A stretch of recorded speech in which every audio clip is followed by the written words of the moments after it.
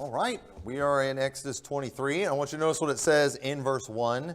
Thou shalt not raise a false report. Put not thine hand with the wicked to be an unrighteous witness. Thou shalt not follow a multitude to do evil. Neither shalt thou speak in a cause to decline after many to wrest judgment. Neither shalt thou countenance a poor man in his cause. So right here, God has given Israel the law. This is shortly after the chapter of the Ten Commandments when God gives that. And God is showing Israel how he wants to operate. He gives a lot of rules on how to judge. And one of the things that they were not to be doing is making false reports. And that kind of thing, it corrupts the system. One of the problems that we have in our country today is there is a lot of false reporting going on. People just trying to weaponize the legal system against people.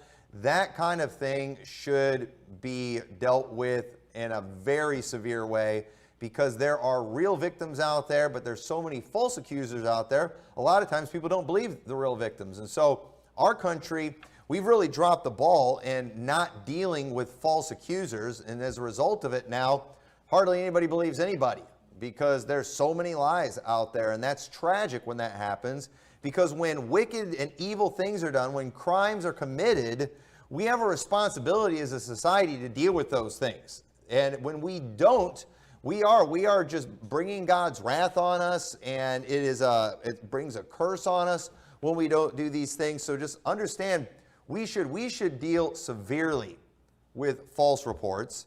We should not follow a multitude to do evil. If the majority of people are pushing someone to do wrong, if a majority are calling for something that is wrong, that is against the law, that is immoral, we should be against that. And that's what, the Bible does not teach democracy. Okay? That in America, despite what you hear on the news media, is not a democracy. We are not a true democracy where we're governed by the will of the people. And that would be bad if we were a true democracy just governed by the will of the people, especially when we're losing ground as far as Christianity goes in this nation. As we get more and more immoral, our founding fathers, they were wise enough to not set up a democracy, but a republic, and that's a nation governed by laws. And so there are certain things that we vote on, but there are some things that we don't get to vote on. We're not supposed to vote on freedom of speech. We're not supposed to vote on Second Amendment and things like that, and freedom of religion. These are inalienable rights, and people can't vote. They shouldn't be able to vote those things away, even if a majority doesn't want them. But often, people they will just kind of go with the flow. They will go with the multitude to do some kind of evil. And in the context of this passage here too, this is talking specifically about judgment. It says, neither shalt thou speak in a cause to decline after many to wrest judgment. We don't need to be twisting judgment. We don't need to be maybe there's somebody we don't like, and we just want to see them go to prison or something, and we're making up stories about them, or we are advancing false stories. We are adding ourselves as a witness when it's a situation where we're not a witness. We see that kind of thing going on a lot today, where somebody makes an accusation, and then all of a sudden thousands and thousands of people are all just calling for all these things and trying to give their spin on the story. It's like, you weren't even there. What are you doing even getting involved in this? But it goes on too, neither shalt thou countenance a poor man in his cause. We should not look at somebody, and because they're poor, because they're maybe somebody who's not influential, not somebody we care about, we judge them differently. Where, all right, we've got a dispute between Mr. Popular and Mr. Unpopular. You know what? Who cares what happens to the unpopular guy? You know what? Let's side with Mr. Popular. That's wrong. We shouldn't be that way. We need to be fair. And what I want to preach about tonight is I want to preach on this about mob mentality and witch hunts, because this is a major thing in our culture today. And it's always been around.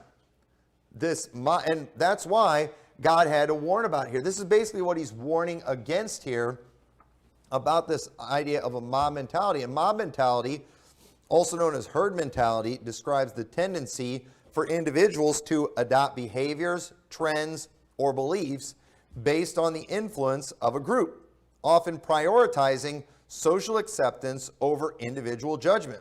This phenomenon can lead people to engage in actions they might not normally consider, influenced by the perceived norms and actions of those around them.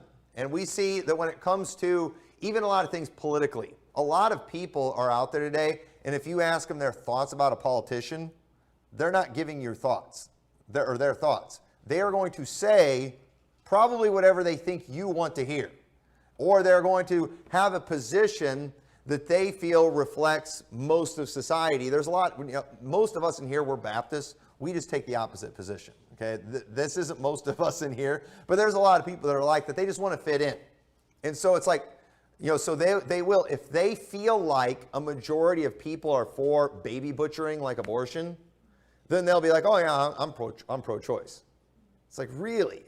You really are for slaughtering babies like that? And it's like, that's not normal. But if they feel it's perceived as normal, if they feel that it is perceived as something that, good people are for, then they will go along with it.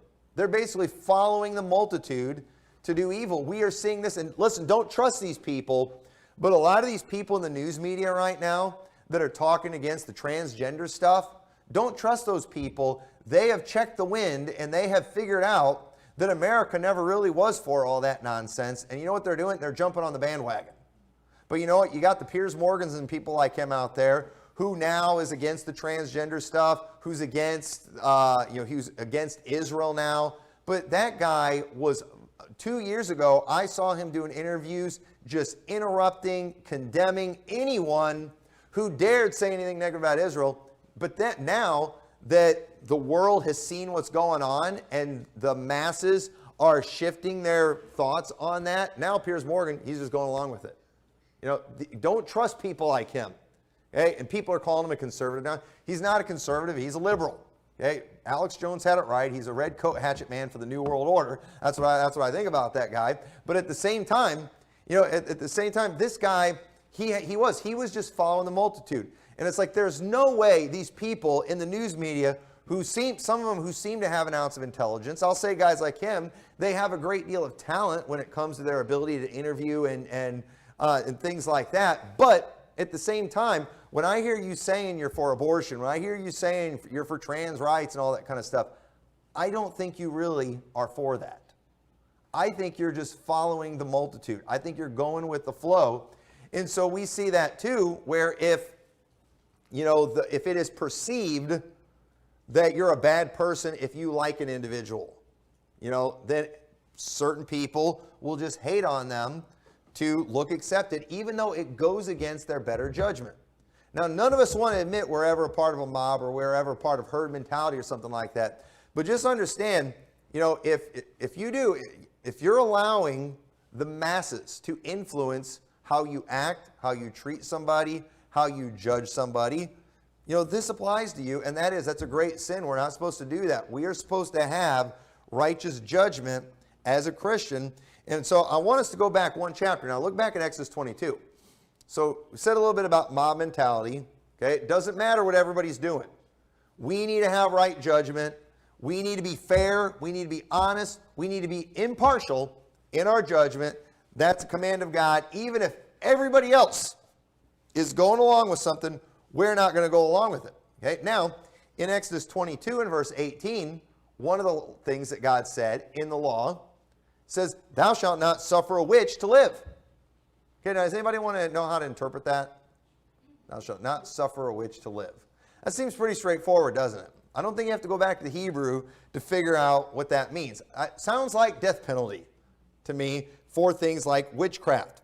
It was very straightforward commandment. However, when it comes to witchcraft, though, it's really hard to say for sure what was considered witchcraft back in that day, what witchcraft looked like back in that day. I think we can get somewhat of an idea, and from what I see in the scriptures, and if you compare it to the witchcraft of today, there's a lot of similarities. I think it's something that's stayed pretty true to its craft, I guess you could say. But let me read a few scriptures for you on this. In Deuteronomy 18:10, says, there shall not be found among you any one that maketh his son or daughter to pass through the fire, or that useth divination, or an observer of times, or an enchanter, or a witch. So notice, God just forbids several things, but do we know for sure what these things are and how that works? I mean, Passing through the fire, we know that has something to do with a practice they would do where they would offer their children to Molech. And according to history, we've got a good idea of what that was, where they would literally put it in a fire and kind of like in an oven. And just a horrible practice that was basically just a form of late-term abortion, basically. They just did it after the baby was born. Divination, I don't know exactly what that looked like. The Bible doesn't tell us. If the Bible described in detail what divination looked like, we'd have a bunch of weirdos out there doing divination because, it's showing them how it's done. An observer of times, don't know exactly what that looks like. Observer of times. Do you have a calendar in your house? Do you have a clock in your house? That's observing time. I don't think that's what it's talking about. I don't know for sure what it's talking about. I think they would have known what it was back then, but I don't know for sure. But an enchanter, okay, I don't know for sure what that looked like. Or a witch. So again, don't know for sure, but it's bad. And when you see the things it's associated with, I think it gives us a rough idea. 1 Samuel 15:23 says, "For rebellion is as the sin of witchcraft, and stubbornness is as iniquity and idolatry, because thou hast rejected the word of the Lord, he hath also rejected thee from being king." So God compared rebellion to witchcraft. Rebellion is a lot like witchcraft. Now, interestingly enough, don't want to get ahead of myself, but witchcraft and feminism, they go hand in hand, okay? You say, how do you connect that? There's many ways, but just one thing I want you to do, okay? I'm going to refer to this a little bit. Salem witch trials, okay?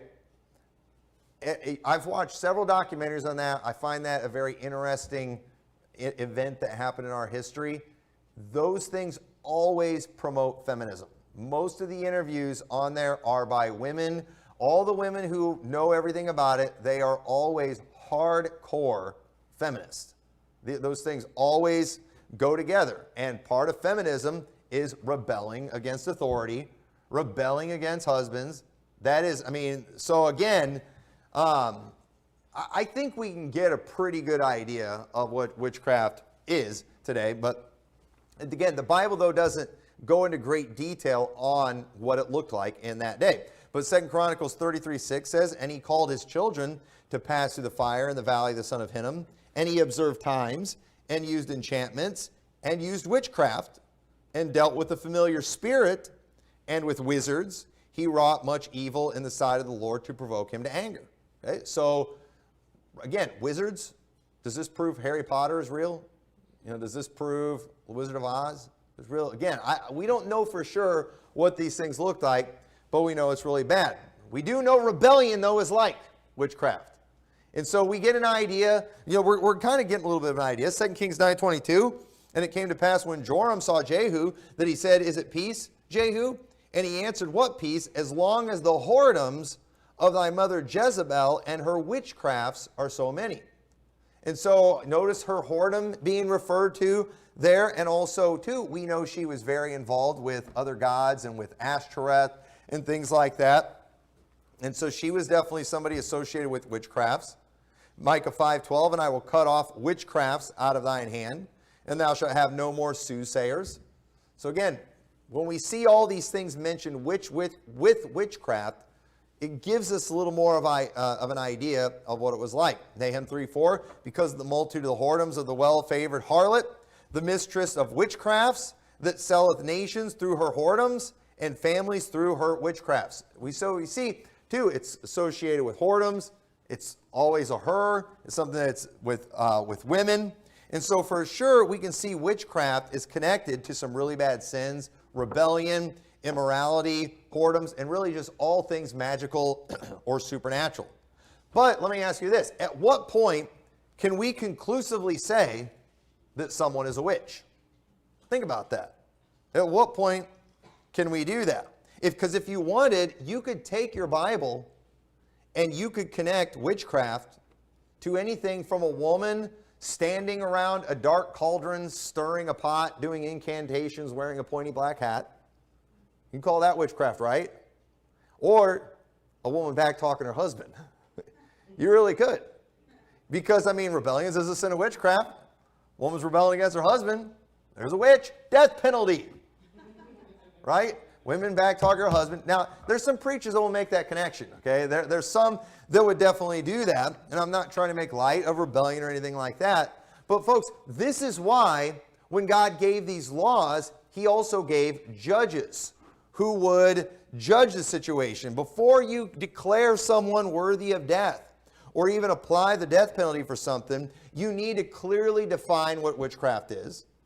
Because again, your daughter, struggling obeying, do we immediately label her a witch and take her to the authorities to be stoned? No, I don't think so. You need to clearly define it. And understand, in Israel's day, they had appointed judges who would do that very thing. And so while I can't say for sure what all the metrics were that they used to decide whether or not somebody was actually a witch, I do know they would have had to been able to articulate what that was. They would have had to define what constituted actual witchcraft. And so the thing is, but when we look at the Bible, we don't really know. So we can just kind of make witchcraft whatever we don't like about women if we're not careful. And so we got to watch out for that. And again, when it comes to the Salem witch trials, that is probably considered one of the more shameful moments in our nation's history. Now, and who knows how accurate that is. It was a long time ago. The fact, too, that it is always used to promote feminism, always, makes me wonder just how true all the stories are. I have not done a deep dive on the story. I just noticed every documentary I've ever watched, you look at who they're interviewing, and it's some, female professor from Berkeley who does gender studies and stuff like that. It's always some just left-wing nut job feminist that does it. And so the thing is, back when all that happened, again, the Bible is clear, thou shalt not suffer a witch to live. But were these people being fair in their judgment? Were they being righteous in their judgment in declaring people, and some of these women, witches? Because it seems like what took place back in that day, if the historians are right, is it seems like we're seeing an example of what Israel was warned against in Exodus 23. It's like in Exodus 22, they were told, thou shalt not suffer a witch to live. And in Exodus 23, they went too far and they wrested judgment. And they followed a multitude to do evil. And you have to wonder, did all those people that are cheering for this witch to be put to death, were they all really convinced that they were? Did they have actual evidence? Did they actually prove these things? Or was this just a mob mentality taking over and people, crazy people, getting thirsty for blood? Because let me tell you, Puritans, they had some pretty whacked out ideas back then. We look back at those times, and they said a lot of good things. They said a lot of Christian things, but I promise none of you would like living with the Puritans. I guarantee it. And let me tell you, the Puritans, they messed with Baptists as well. Puritans did not believe in religious freedom. That's another subject for another day. But it was the Baptists that pushed for religious freedom whenever our nation was founded, and it was because of things they had put up with people like the Puritans. It's like, I'm with the Puritans and killing all the witches. Well, guess what? The Puritans would want to kill us too. Those people were crazy. So just understand that. But I'm not here to defend or debunk the accuracy of history around the Salem witch trials, but I will to say it's very believable because we see the same type of thing today, just from people with far less power. And let me tell you, places, I hate to say this as a pastor, but places where the religious leadership was also the government leadership have always been scary places.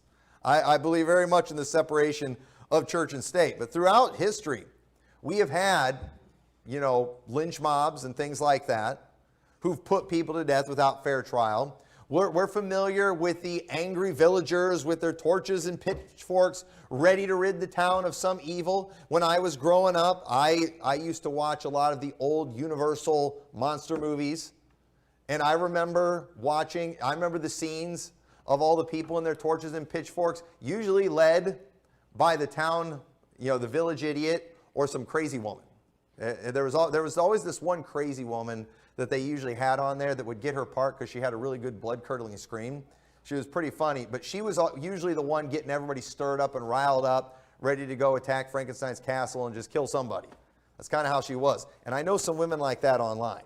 And every time I see these women online, I'm like, they remind me of that woman. And I've thought about making a meme or something, but nobody would get it because Probably nobody knows who that is. Right? Anybody ever seen the original Frankenstein movies and all that? Yeah, my family. Oh, we got a few other people. But I grew up watching that stuff. But it is, and let me just tell you too, even on some of those old movies, you would sometimes see the mob leaders eventually be the ones getting mobbed. And it was always a great moment. And I love, and I've even recently watched some lynch mob leaders get lynched themselves. And I know I shouldn't take pleasure in it. But I will say it's very hard for me not to, because it's listen, you participate in that stuff. The mob's going to get you one of these days. Mobs, they just are thirsty for blood. They just want to show, and it's a pretty horrible thing to watch.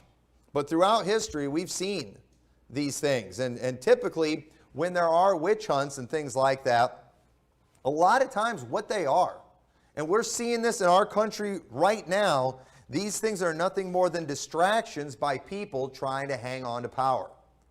And I believe that was what was going on during the Salem witch trials. There have been many reasons throughout history that people, even in the Christian world, went on the different crusades throughout time, and they've lied about certain boogeymen to distract from the wickedness that was going on under their leadership, or just their failures. They always knew how to get people all riled up. For example, according to history, Nero has Rome burned, and then what does he do? Turns around, he blames the Christians. Because people are going to get mad if they find out he's the one that had it done. So what does he do? He creates a boogeyman. He says it's a Christians did it, and then what do? They start taking Christians to the Colosseum, feeding them to lions, and just to entertain the angry mob. And they loved it. Okay, today we do that all on Facebook. Today we do all that on social media, and they do it in the news media, where we put these people on camera and everybody talks about them and everybody goes online and they just give them a good old-fashioned tongue lashing. And in our country, we can't really get away with just taking people out in the streets and stoning them.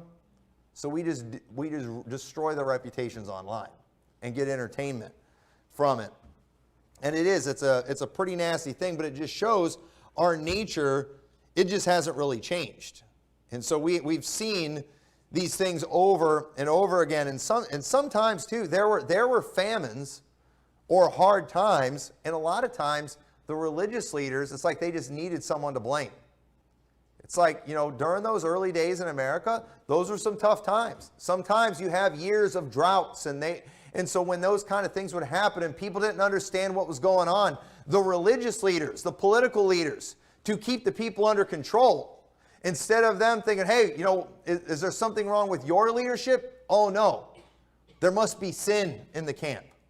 There must be witches out there, and that's why God is not, blessing us like we should. We need to find out who the witches are. You can do that kind of thing in church. Well, we're not having a revival. Somebody must not be right with God.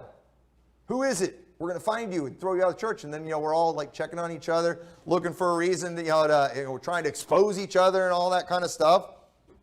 But in reality, a lot of times it's a distraction. In the pagan world, you know what they would often do? They would often tell people, hey, if we want to have a good year in our crops, we got to sacrifice a virgin or something like that. This will please the gods. And there was always been, throughout the world, there's always been some kind of religious leader, some kind of political leader who is pretending to speak on behalf of God or the gods, telling everybody, this is why things are difficult right now. This is why things are bad. And rather, in a way to maybe distract from their bad leadership, maybe, then what they would do is they would blame a boogeyman. They would blame it on demons. It just depended on what the people's religious beliefs were. And in reality, it was just a distraction. This has always been the case. This would give people an excuse to kill their enemies. So they would do that kind of thing. And rather than just trusting God to help them ride out the famine that they're going through, the drought that's going on, they would turn to witch hunts.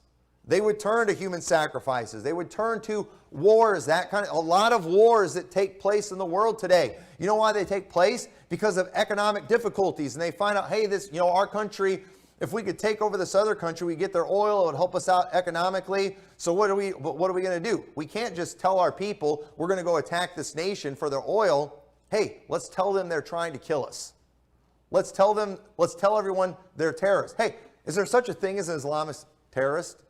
Yeah, they're real. Are there Islamic extremists that want to kill us? Of course, they're real.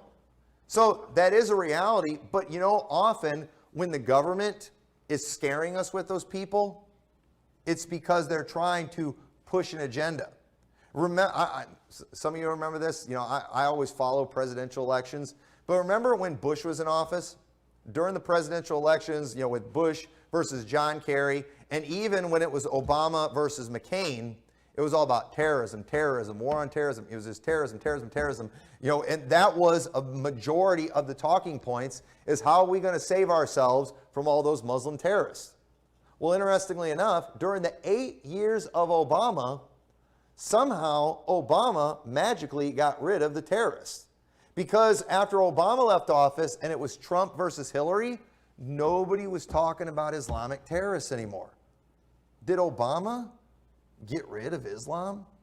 Or were they just using them as boogeymen? And understand, that's the kind of thing that political leaders have always done. Yeah, they're a real thing. Yes, there's Nazis. Yes, there's communists. Yes, there's such thing as Al-Qaeda and ISIS.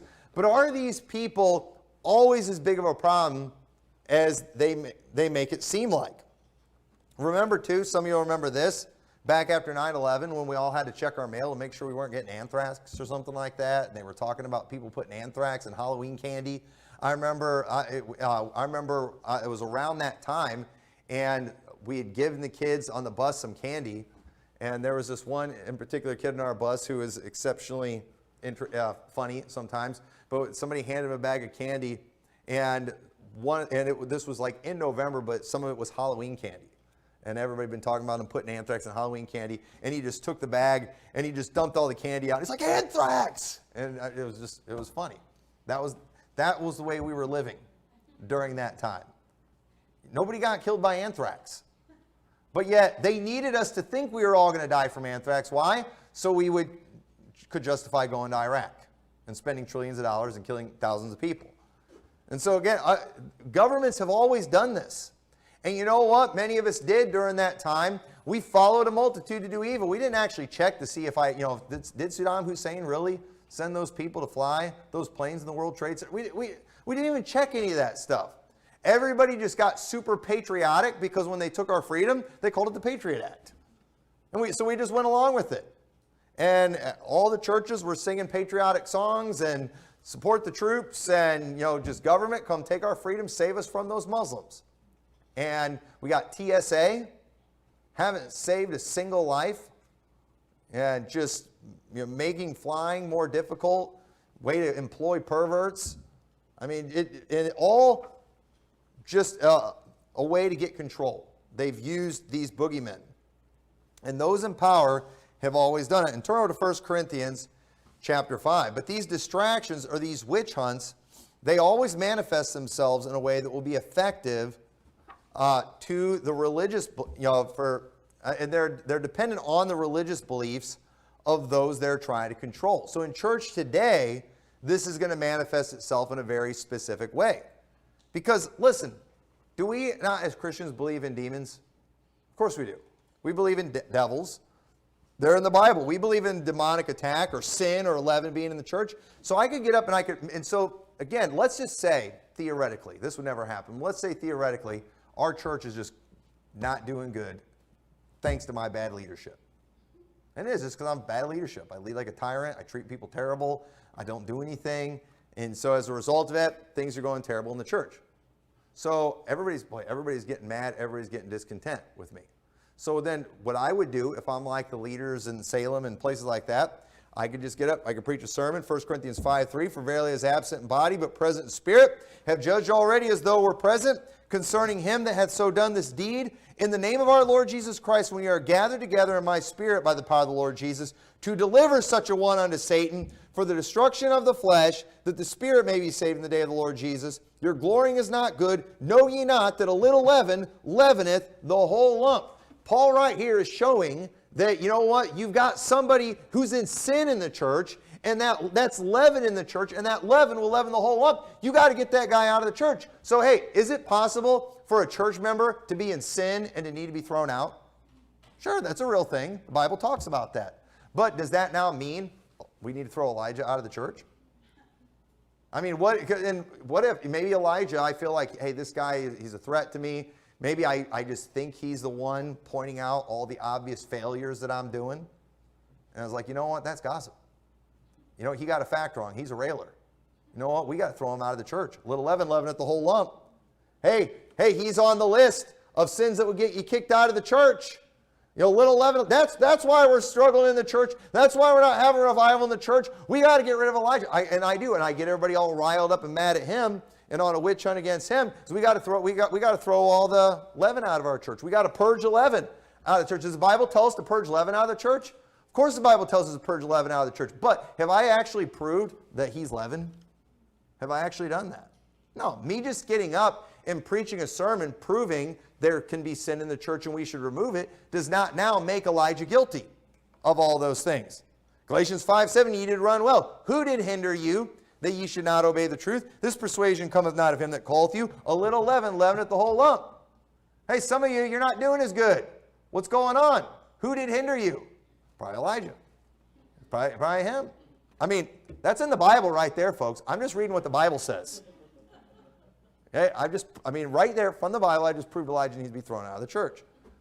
But no, actually I haven't. I've proven that you do need to throw leaven out of the church, but I'm not actually proved. I mean, I can get up here and I can say all I want unchallenged, and I can connect whatever he's doing to leaven, but if I don't actually prove he's guilty of those things, I've not done anything. And then if you all just go along, because I'm the pastor and he's not, and therefore, it'll be of less consequence if we throw him out of the church, you know what? That would be wrong. Because at the end of the day, Jesus Christ is the head of the church, and we're not supposed to measure somebody up and see how long, based on position, how long somebody's been there, how much money they give. No, that is wrong. And if you go along with something like that, you are in sin. And in reality, you have that herd mentality. You have that mob mentality. You allowed me as a preacher to send you on a witch hunt, on a reprobate hunt, on a leaven hunt, to go and to basically just get rid of him, to be a distraction from my bad behavior. That's a problem. Now, sometimes pastors need to throw people out of the church. Sometimes pastors need to attack certain groups and attack false prophets and things like that. But sometimes we're just distracting. Back in Salem, was there such a thing as witches? Sure. But did that mean everyone they were accusing of witchcraft was a witch? Does the Bible not say thou shalt not suffer a witch to live? Yes. But again, does that prove that these women were actually worthy of death? No. And so often that's what people do. They'll just get up, start reading scriptures. Hey, there's such a thing as reprobates. And then they get you scared of reprobates. They get you thinking everybody in the church is a reprobate. We have Matthew 7:15, beware of false prophets, which come to you in sheep's clothing. Hey, is it possible for a false prophet in sheep's clothing to come into a church? Of course. But if as a pastor, I'm constantly getting up and exposing false prophets, am I actually exposing false prophets, or am I using them as a distraction from my failures? Am I sending you all on a false prophet hunt, on a wolf hunt, on a witch hunt? I mean, Paul warned about it.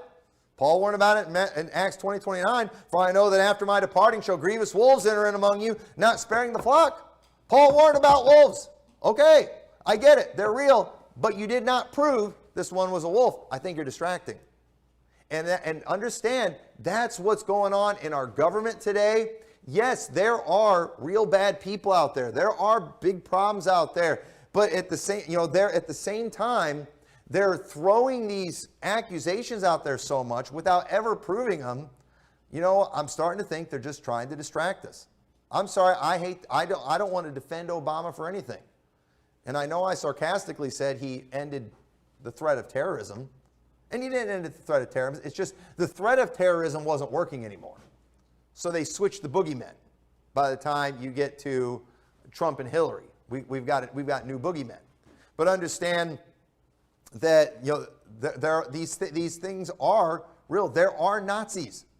Okay? But when you're calling everybody a Nazi, when you're calling Trump a Nazi, when you're calling a girl in a blue jean ad a Nazi, all of a sudden it has no effect anymore. It's like, you know what? This seems like it's all just a distraction. Yes, the Bible teaches reprobates, but when everybody's coming a reprobate, come on. It's like it doesn't even mean anything anymore. And everybody's a false prophet. It just doesn't seem to mean anything. And so we need to watch out for wolves, but we also need to not follow a multitude of evil. We don't want to be distracted by a wolf hunt. Because 9/11 too, isn't it interesting? I think it was the day before 9/11, the Pentagon's talking about like $2 trillion that came up missing they're trying to account for. But what happened? We got distracted by a terrorist attack. Very convenient. Isn't it interesting that when Netanyahu's about to lose his position in the Israeli government because of how bad he is leading that nation, all of a sudden they get attacked by Hamas. And of course, again, Muslim terrorists are real. They're bad. But isn't it just so convenient the way these people always show up at the perfect time to help certain people stay in power? And so then you start asking questions, then what do? They start, proving there's such a thing as Muslim terrorists, and they exist. You do the same thing in church. You try to say, I don't say that guy's really a false prophet. They're going to preach a whole sermon proving there's false prophets. Like, I get it. I agree there's false prophets. I don't think it applies in this case. But these things they do, they become boogeymen. We were so scared after 9/11, nobody wanted to get on a plane with anybody that had brown skin because we thought there's probably a Muslim and they're probably going to hijack the plane and they're going to kill us all. And we were all ready to go, and we all had our exit strategies planned, and we were all going to say, let's roll, like the one guy, and we were going to get a group together and we were going to attack him. How many remember the let's roll reference? Man, we got too many young people in this church. Y'all don't know any. It's all people that are older that know what let's roll even is. Again, it's because they're not scaring you with that stuff anymore. They use that up on all of us. Back in that day, so they've switched boogeymen. Again, even in certain religious groups, it's always reprobates. Again, reprobates are real. Right now, the new boogeyman is feminists. I mean, listen, feminists, I am 100,000% against feminism. They're real. They're horrific. They're connected to witchcraft. But you know what? Are you sure calling everyone feminist is not just a distraction? I think it's a distraction. I think it's your way of getting rid of people. All these people that are witches in the Salem witch trial. Why, are we sure these weren't just people they needed to get rid of for whatever reason?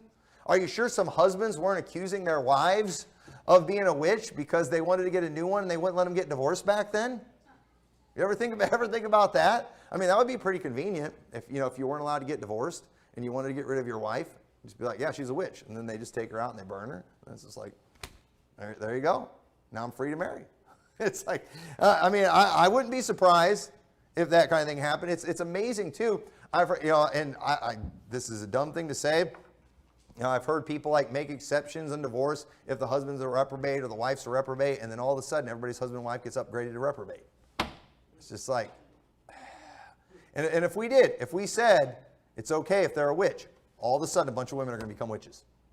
You can ditch your husband if he's a warlock. All of a sudden a bunch of husbands became warlock. Why? What did he do? I saw him draw a 5-pointed star one time with a circle around it. I don't know. I don't know what it means to actually be one. But that's kind of how we are. So we all saw this too. COVID, we know, was a big scam to just take control, to affect the election, to tank the economy, all that kind of thing. And listen, viruses are real. Or do you not deny viruses? Do you not think they exist? No, I believe viruses exist. I think you're using this as a distraction from a massive government takeover, is what I think is going on. And so in the Baptist world, we have our villains that are real villains, but often they are a distraction for people trying to stay in power. Our villains, compromisers. What's a compromiser? Anybody that does something that we're against. Anybody that does something we don't like. Hey, I don't like this other guy. I think he's too influential in the IFB world. You know what I'm going to do? I'm going to raise my music standard, or my rhetoric on my music standard, and I'm going to call him a liberal for not being as strict as I am. You're going to follow that guy? He's a compromiser. Now listen, I know some preachers that are out there. I've seen some online. I'm not going to name him, even though I'm not saying bad things about him. But it's like, I was talking to a pastor one time, and I've heard multiple pastors mention another influential pastor. And honestly, I've not seen what's wrong with the guy, except his music is a little more liberal than I would approve of. But it's like, I don't like his music. I don't need to copy his music. But at the same time, everything else I'm seeing with the guy seems like he's fine, but people talk about him so bad. Are we sure you just don't like the fact that he is very influential? And I don't know, maybe you think he's getting in on your territory? But so what do? Well, we got to have some kind of label: compromiser, liberal. Yeah, there's such a thing, but I think we're going on a witch hunt in this situation. Calvinists. And listen, if anybody thinks I like Calvinists, I just want to apologize for misleading you accidentally, because I've done everything I can to show how much I am against Calvinism. But at the same time, not everything that we disagree with in certain areas means you're a Calvinist. Preterist is another one. People, they will just use these labels to try to demonize, to try to cancel, to try to distract. And there's such a thing as full preterists. There's such a thing as false prophets, reprobates, feminists, all of these things. But usually the people leading the mob are just distracting, trying to stay in power. And today the news media constantly use different distractions like this to cancel opposition of whatever the narrative is. You think about this too. Most of the Hollywood celebrities who have been publicly disgraced for being piles of garbage were people who just started saying things against the official narrative. And then all of a sudden they start talking about how they're perverts. Like Bill Cosby. It's like, hey, yeah, he was bad. But if anybody thinks he was the worst, that's most of Hollywood. But you know what? All their immorality is fine until they start saying things that go against the narrative, and then everybody talks about their perversion. It's interesting the way that works. And so we don't want to be a part of the mob, but we also don't want to be people who turn a blind eye to wickedness. So how do we remain balanced in these things? And how am I out of time already? I'm going to have to go through this quite fast, because this is really the heart of the message here. But turn over to Proverbs 26:17. Sometimes we need to just recognize we are in no position to accurately judge a situation, and we need to stay out of it. Our involvement will only add to the confusion. Proverbs 26:17, he that passeth by and meddleth with strife, belonging not to him, is like one that taketh the dog by the ears. Sometimes there are conflicts that we cannot possibly help that situation. And let me tell you, one of the ways that we add to the chaos too, let me just say this, is by even watching the stuff online. Because you know what motivates a lot of stories? What gets the clicks? And when we're all watching all these things, that motivates people to put more content on that subject out there. And you know what? Sometimes we just need to say, you know what? This is kind of stupid. This is not something the world needs to be talking about. It's definitely not something I need to be talking about. I'm going to stay out of it. Proverbs 11:12, he that is void of wisdom despiseth his neighbor, but a man of understanding holdeth his peace. Did you know you are allowed to be silent on some things?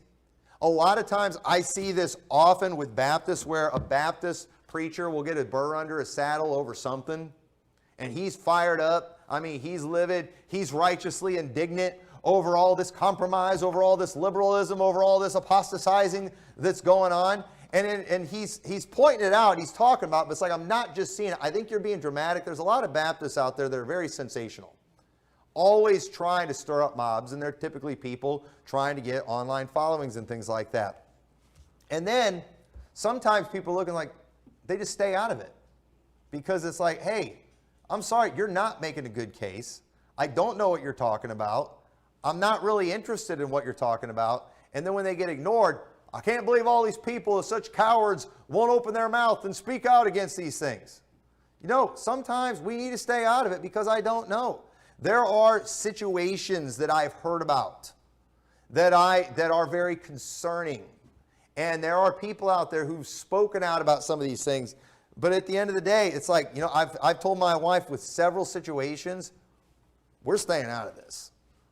Don't even say anything that can be remotely connected to that, because there's something off here.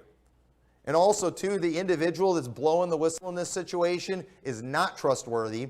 They are a sensationalist. And you know what? Even though this looks bad, and if it's true, I hope justice is done, but I've told you, stay out of this one. because I don't think we can help in this because we don't know. And thankfully, you know, when it's come to some of these situations where there's been some pretty bad things and abuse alleged and all that kind of stuff, it's people we're not very close to. And we had nothing to do with it. And I'm glad we had nothing to do with it. And so we're going to stay out of it. It says, even he that, Proverbs 17:27, he that hath knowledge spareth his words, and a man of understanding is of an excellent spirit. Even a fool, when he holdeth his peace, is counted wise, and he that shutteth his lips, esteemed a man of understanding. And there's a lot of preachers out there that are good at riling up mobs. But you know what? With a lot of them, it's just like anymore, I'm just like, I don't even care anymore. I'm sorry, your markings, your exposings, they don't even influence anymore. And let me just say, that's true about Baptists pretty much across the board. Okay? And everybody's just going to have to get over this. But I believe independent, fundamental Baptists, generally speaking, have just lost their right to reprobate others because they've cried wolf too many times. And so a preacher can get up, I'm marking this person. I'm sorry, you know, after your 14,000th person that you've marked, and at least 12,000 of them didn't deserve it, I'm not going to pay attention. I'll wait and see what happens to myself, and I'll judge myself. You can't be trusted. But it's very natural when you see mobs with their torches and pitchforks to just want to figure out what's going on. I want to know what's going on. I want to have a say in this. I want to make a decision. But the multitude of voices often just brings confusion. And unless you actually know something, one way or the other, you should probably stay out of it. Why? Because we also need to actually have righteous judgment. John 17:24, judge not according to the appearance, but judge righteous judgment. Deuteronomy 25:1, if there be a controversy between men and they come unto judgment, that the judges may judge them, then they shall justify the righteous and condemn the wicked. Well, yeah, that makes sense. Justify the righteous, condemn the wicked. But we've got to have a process. We got to keep it right, and we need to make sure our judgment is accurate. And sometimes we are just not at any vantage point where we can make good and accurate judgment. And this is why we need judges and that will also have rules for inquiry. They will set certain standards and things like that. And we're going to have to set those things. We're going to have to decide what those things are because we've got to get these things right. We don't want to be condemning the righteous and justifying the wicked. We don't want to get these things backwards. So also, too, I probably should preach just a whole message on this. I'll try to keep this very brief. This is huge. You're Baptist. You don't know this. Okay? I'm about to give you all a new revelation. Other religions know about this. We don't know about this as Baptists. Okay? But we need to have judgment while loving mercy. What does that mean? You don't know what that means because you're Baptist. All right? I'm going to explain it to you. I'm having fun with you a little bit. I think we know this, but it kind of goes against our culture. We struggle with it. Micah 6:8. He hath showed thee, O man, what is good, and what doth the Lord require of thee, but to do justly, and to love mercy, and to walk humbly with thy God. What does that mean? Listen, even in the Old Testament laws, and I wish I had time for a lot of examples, God gave judges the ability, and He gave them the authority to show mercy in certain situations. What does that mean? Mercy. That means we don't always have to give people what they deserve. Do you understand that? Listen, we've had some nut jobs that have come through this church before that when somebody in the church messes up, they will go to the law and show what the law says about their sin, and they're like, that's what we need to do, or that's what should be done to this person. Hey, yeah, that would be just, but you know what? We are allowed, and we are actually told to be merciful. And God wants that from us, to love mercy. So you know what that means? We don't always have to give everybody everything they deserve. You say, I don't like that. Well, then you probably hate being saved. Because that mercy is exactly what we get. And if you do, if you are somebody who just loves judgment, and you hate mercy, then the last thing you should ever do is get saved. Because that is exactly what you are going to experience. And Hebrews 10:26 says, because you say, how does this work too? Okay, and this would be up to the judges.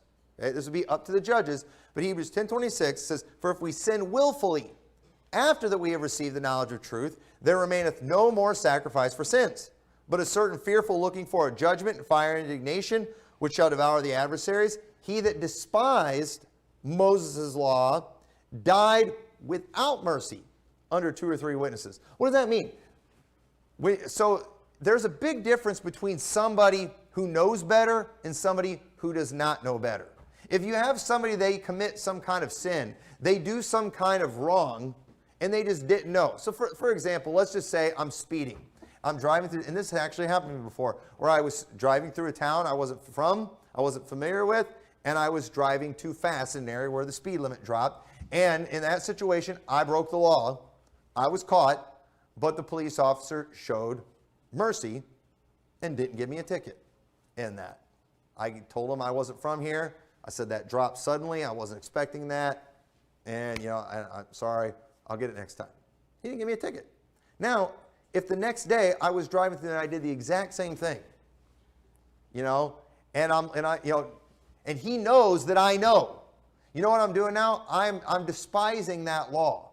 I'm just disregarding it. It's not that I didn't know. And so again, sometimes people sin in ignorance. Sometimes people make mistakes. Sometimes people mess up. And when they sin, there is a penalty on that sin that the judges, that the Bible prescribes. But judges in situations, we're allowed to look at the situation and decide whether or not it would be appropriate to show mercy. And so somebody who would just, despise the law, they don't care, and just willfully go against that, they would be much harsher to them, and they would show no mercy to them. Or somebody who maybe just didn't know any better. For example, you killing somebody. It's wrong to kill somebody, but if in a moment of anger during an argument, I hit somebody and I accidentally kill them, I murdered them. But if a judge saw that and they're like, this wasn't intentional, they could be more merciful to me. Where another person who committed the exact same crime of murder, if his was premeditated, he knew better, he tried to hide it and all that kind of stuff. Where me, I confessed, I called an ambulance, I did all those things, they might judge me differently. What are they doing? They're actually showing mercy. And we're allowed to do that kind of thing. And sometimes, though, you've got Christians in their attempt to be hardcore, death penalty for everything. Condemnation for everything. I love justice. Okay, but do you love mercy? We should like both. And we're allowed to have mercy. The law is the law, but the law did allow judges power to show mercy. And you know what? Don't be thirsty for blood. If somebody needs to be hung, they need to be hung, but don't enjoy it. Don't get excited about it. But why is it that we often see God not giving people what they deserve according to his law? How about David after his sin with Bathsheba? How in the world did David, out of his own mouth, when he judged another man, he said, he shall pay fourfold and he shall surely die. But God told David, you're not going to die. That's not fair. Yeah, it is. You know why? Because God has the authority to show mercy. God chose to show mercy to David, and it's okay. It's okay to do that. Remember, it doesn't make sense to demand mercy. We don't have a right to demand mercy. If somebody is morally obligated and legally obligated to show mercy, well, it's not really mercy. That's just justice. No, mercy, mercy is something that we can choose to show, and God is pleased when we do. But unfortunately, justice is becoming a joke in our nation, and the practices of the politicians have become the practices in churches today.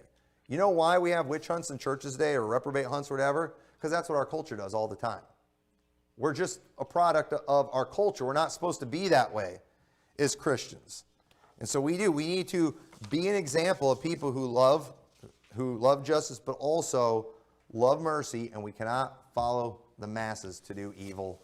And so with that, let's pray. Dear Lord, thank you so much for your word. Help us to learn from these principles we see in there, Lord. Help us to be people who hate sin and who stand against sin, who fight sin, but help us to also be a people who love mercy and are thankful that you do offer forgiveness. And I pray you'll help us to be examples of that and to not just get caught up in every just fad and foolishness that gets promoted online and on the internet and in the news.